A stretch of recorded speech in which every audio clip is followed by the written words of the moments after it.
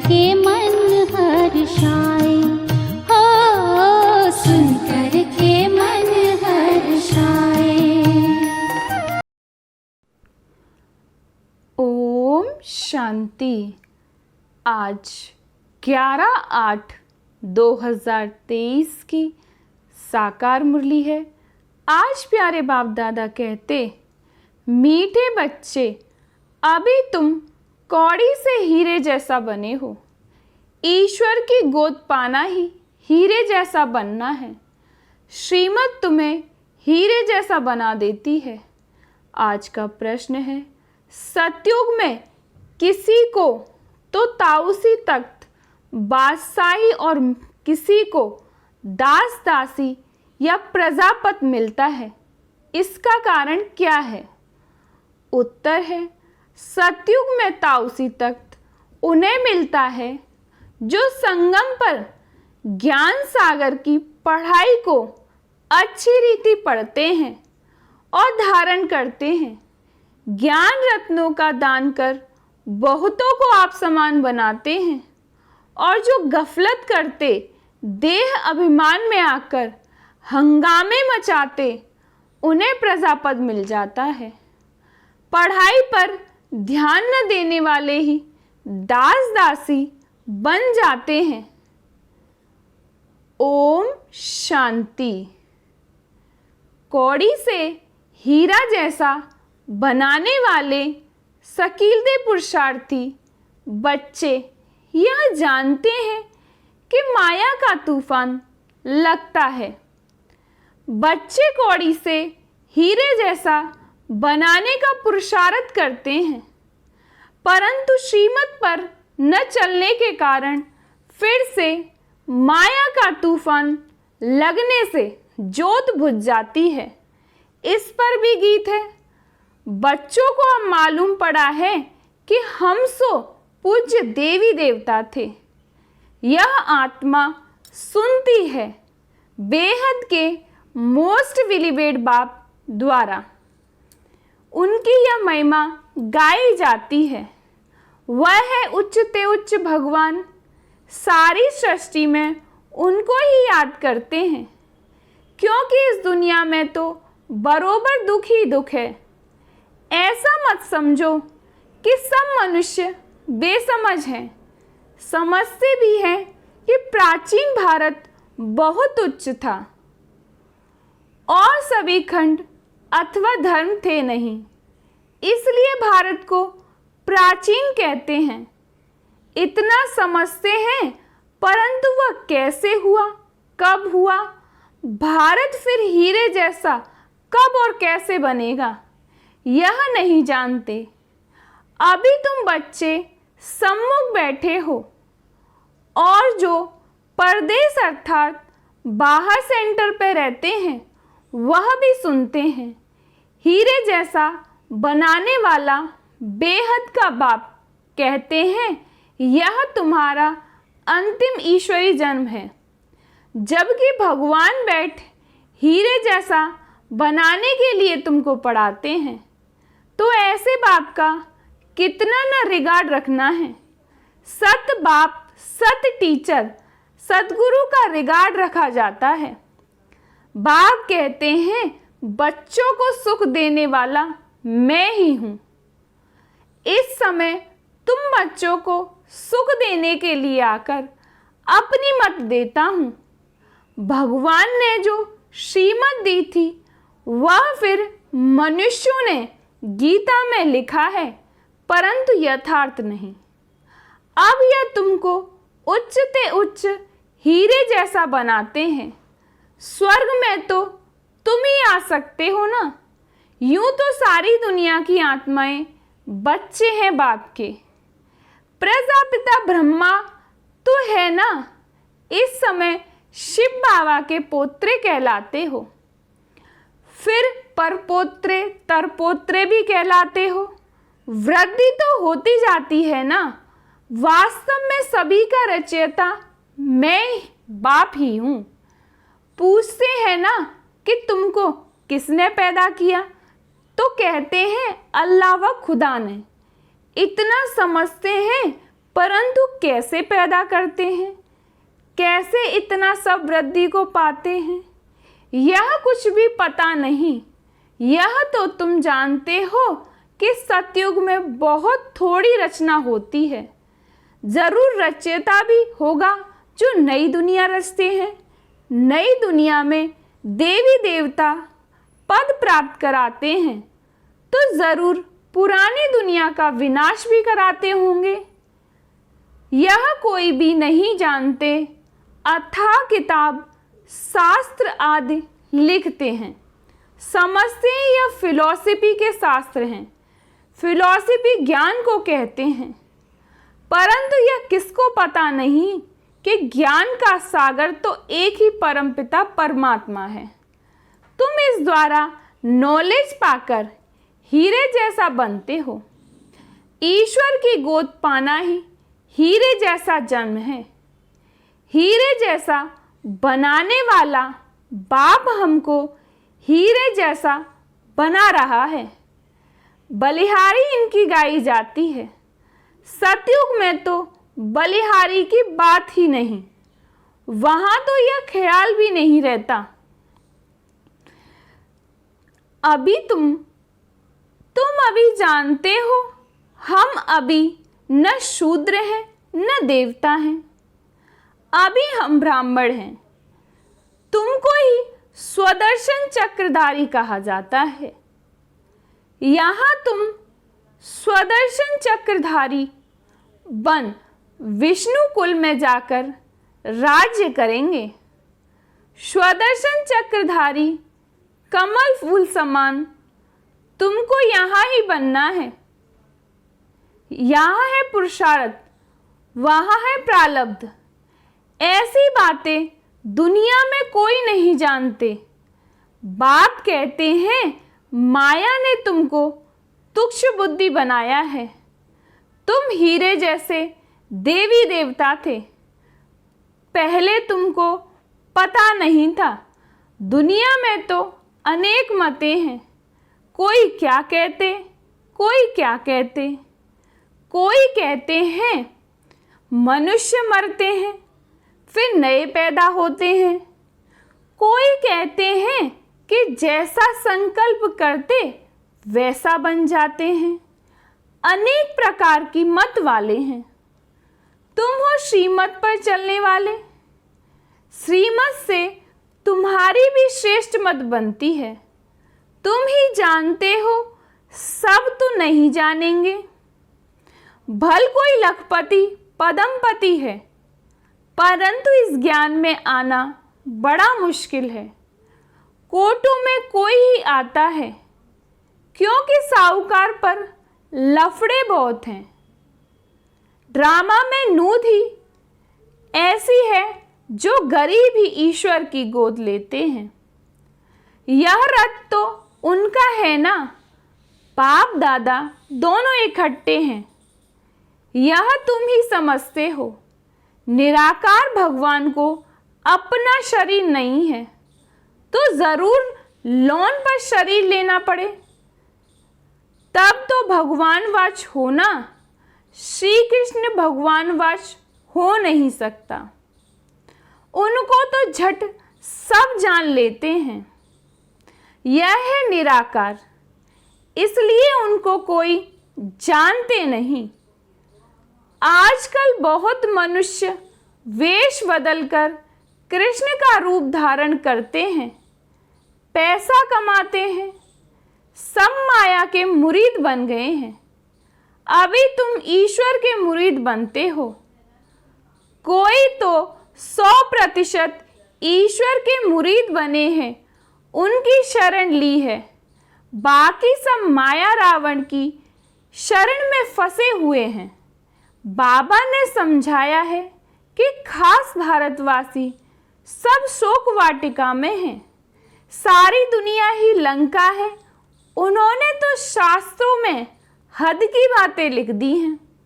बेहद का बाप बेहद की बातें ही सुनाते हैं। तुम जानते हो कि अभी हम ईश्वर की गोद में हैं, फिर हम नई दुनिया के मालिक देवी देवता बनेंगे। वहाँ तो माया होती नहीं। सूर्यवंशी चंद्रवंशी बड़े साहूकार होते हैं। फिर जब वैश्यवंशी बनते हैं तब हीरे जवाहरात के मंदिर बनाते हैं। पहले पहले जो हीरे जवाहरात के मंदिर बनाते हैं वे ऐसे महलों में रहते हैं। इसलिए गाया जाता है कि भारत हीरे जैसा था, अब तो कौड़ी मिसल है। यह है ही पतित दुनिया। भारत ही सचखंड पावन था, भारत ही अभी पतित खंड है। भारत को अभी हम पावन नहीं कहेंगे, अभी हम पावन बन रहे हैं। वहाँ तो है ही संपूर्ण निर्विकारी दुनिया। कृष्ण की कितनी भारी महिमा है। उनको झूले में झुलाते हैं परंतु उनकी बायोग्राफी को नहीं जानते। तुम बस जानते हो अभी कलयुग है। भारत ही सतयुग था। बरोबर 84 जन्म भारतवासी ले सकते हैं। तुम जब अच्छी रीति समझाते हो तो मान लेते हैं इस ईश्वरी गोद से भारत हीरे जैसा बनता है। यथा राजा रानी तथा प्रजा भारत को भी हीरे जैसा कहेंगे। अभी यथा राजा रानी तथा प्रजा कौड़ी मिसल है। अब हीरे जैसा बनाने वाला बाप आया है तो पूरा पुरुषार्थ करना है। हीरे जैसा बनाने वाले बाप से ही पूरा योग लगाना है। तुम जानते हो शिव बाबा से हम बैकुंठ का मालिक बनते हैं। पढ़ाई पर ही सारा मदार है। पढ़ाई का ख्याल तो सबको करना है चाहिए ना।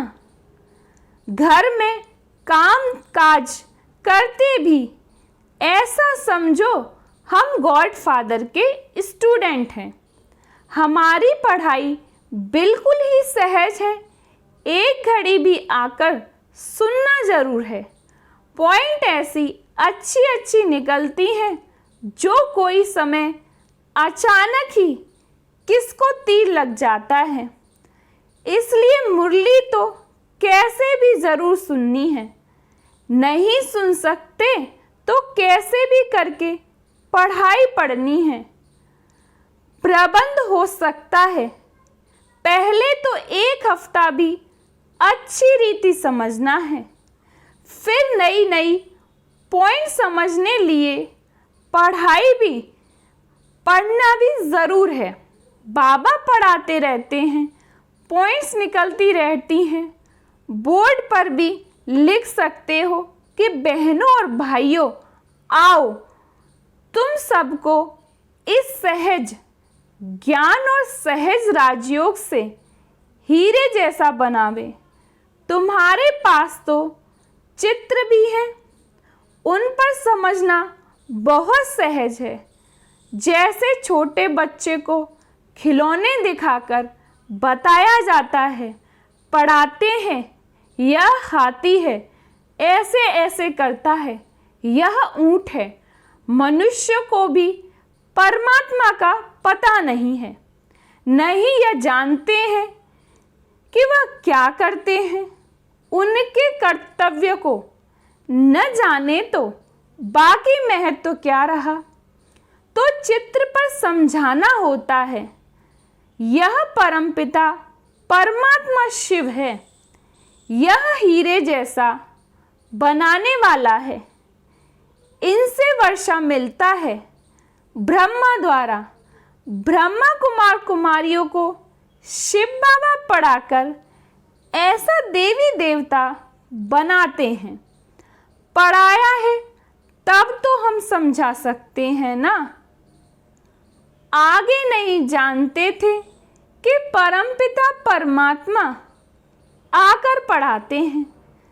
समझानी तो बड़ी सहज है। भारत हीरे जैसा था, अब कौड़ी जैसा है। फिर कौड़ी पिछाड़ी धक्के क्यों खाते हो? यह सब धन माल आदि मिट्टी में मिल जाना है। अब तुम सचखंड के लिए सच्ची कमाई करो। पूरी कमाई न करने के कारण बिल्कुल साधारण प्रजा में चले जाते हैं। प्रजा के भी नौकर बन जाते हैं। बाप का बनकर फिर बाप को फारकती दे देते हैं। तो बाबा समझाते हैं कि बच्चे घर में भी मुरली मंगा कर पढ़ सकते हो। मुरली मिलती रहेगी। कहाँ भी हो तुमको पढ़ना ज़रूर है। पढ़ो और पढ़ाओ। विलायत में भी रहते तुम सर्विस कर सकते हो। बाप का परिचय देना है। प्रभाव तो अंत में ही निकलना है।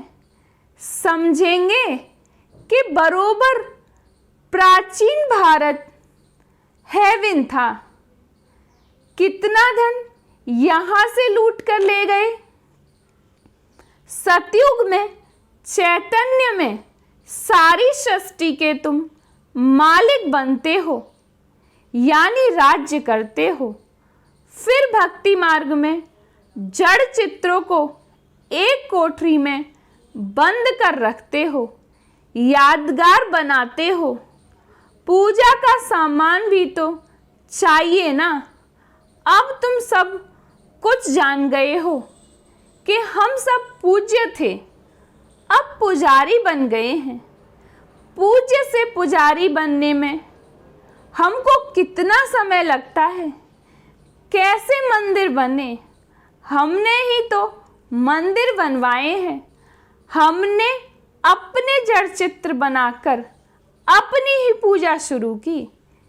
कितनी वंडरफुल बातें हैं। बाप समझाते हैं, बच्चे अब कोई गफलत न करो। देही अभिमानी बनने से ही तुम हीरे जैसे बनेंगे। देह अभिमान में नहीं आना है। देह अभिमान में आकर बड़े बड़े हंगामे मचाते हैं तो अपनी भी सत्यानाश और औरों की भी सत्यानाश करते हैं। एक ही ज्ञान सागर से कोई तो पढ़कर ताउसी तख्त पर बैठते हैं और कोई दास दासी। देखो, लक्ष्मी नारायण स्वर्ग के बादशाह थे। कितनी उनकी महिमा पूजा होती है, मंदिर बनाते हैं। अब तुम जानते हो कि हम फिर से सूर्यवंशी लक्ष्मी नारायण बन रहे हैं। फिर सूर्यवंशी से चंद्रवंशी में आएंगे। रजाई लेना कितना उच्च पद है। पुरुषार्थ ऐसा करना और कराना है। अगर कराना नहीं जानते तो गोया पुरुषार्थ करना ही नहीं सीखे हैं। आप समान नहीं बना सकते हो तो राजा रानी बन नहीं सकते। अविनाशी ज्ञान रत्नों का दान करना है। यह नशा बहुत थोड़ों को रहता है।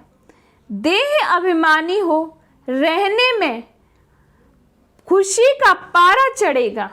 मम्मा बाबा को देखो, कितने ख्यालात रहते हैं।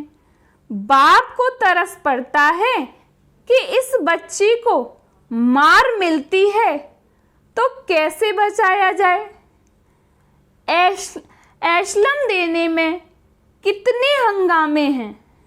सर्वशक्तिमान शिव बाबा द्वारा भारत को हीरे जैसा बनने की लॉटरी मिलती है। यहाँ तुम सम्मुख सुनते हो, अच्छा लगता है। बाबा डोज चलाते रहते हैं। बच्चों को कदम कदम श्रीमत पर चलना चाहिए। अच्छा, मीठे मीठे सिकीले बच्चों प्रति माता पिता बाप दादा का याद प्यार और गुड मॉर्निंग। रूहानी बाप की रूहानी बच्चों को नमस्ते। हम रूहानी बच्चों की रूहानी बाप दादा को याद प्यार और नमस्ते नमस्ते नमस्ते। शुक्रिया बाबा, शुक्रिया बाबा, शुक्रिया बाबा। आज धारणा के लिए मुख्य सार है। पहली पॉइंट है, सुख देने वाले बाप, टीचर, सतगुरु का रिगार्ड जरूर रखना है। उनकी मत पर चलना ही उनका रिगार्ड है। दूसरी पॉइंट है, घर का कामकाज करते स्वयं को गॉड फादर का स्टूडेंट समझना है। पढ़ाई पर पूरा ध्यान देना है, मुरली मिस नहीं करनी है। सचखंड के लिए सच्ची कमाई करनी है। आज का प्यारे बाप दादा का वरदान है, पास्ट, प्रेजेंट और फ्यूचर को जान, मायाजीत बनने वाले मास्टर त्रिकालदर्शी भव। पास्ट, प्रेजेंट और फ्यूचर को जान, मायाजीत बनने वाले मास्टर त्रिकालदर्शी भव। जो बच्चे तीनों कालों को जानते हैं वे कभी भी माया से हार नहीं खा सकते, क्योंकि वर्तमान क्या है और भविष्य में क्या होने वाला है दोनों ही त्रिकालदर्शी आत्मा की बुद्धि में स्पष्ट रहता है। क्या हूँ और क्या बनने वाला हूँ, वर्तमान और भविष्य दोनों का उन्हें नशा रहता है। उसी नशे की खुशी में उड़ते रहते, इसलिए उनके पांव धरनी से ऊंचे होते हैं। वह देह के संबंधों, देह के पुराने पदार्थों की आकर्षण में नहीं आते। आज का प्यारे बाप दादा का स्लोगन है, जिनके पास सरलता का गुण है उनके लिए संगठन में चलना सहज है। जिनके पास सरलता का गुण है उनके लिए संगठन में चलना बहुत सहज है। अच्छा, ओम शांति। बाबा तेरी मीठी मुरली की धुन सुन कर के मन हर्षाए।